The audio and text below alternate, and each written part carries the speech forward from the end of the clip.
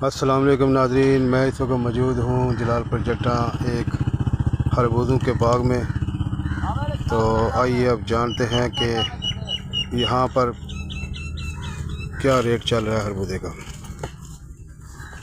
अच्छा की जनाब रेट है जी? 800 का किन्ना? 800 का तोड़ा। नाज़रीन ये देखें, इतना बड़ा तोड़ा 800 रुपये में सिर्फ। ये है जनाब एक खूबसूरत खेत जहाँ पर ताज़ा खरबूजा मिल रहे हैं।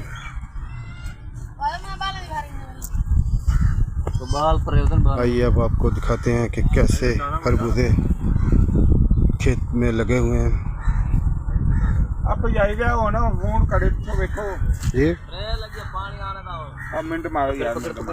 ये देखें नाज़रीन, ये है ताज़ा खरबूजे। ये आप देख सकते हैं कैसे खूबसूरत खरबूजे लगे हुए हैं।